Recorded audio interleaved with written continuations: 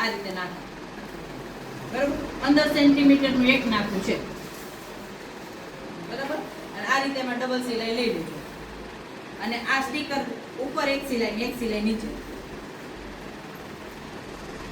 આ તો તમે મશીન યારે લઈ લો તો હાલશે પેલી સિલાઈ યારે. અને આ એક લઈ લેજો અને રિવર્સ એક માર દેજો એટલે ખુલે નહીં.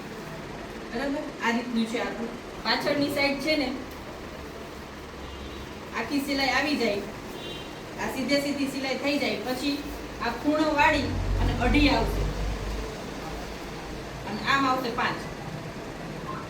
અહીંયા તમારે આગળ કાન જ કરી દેવાનું છે એક સિંગલ સિલાઈ.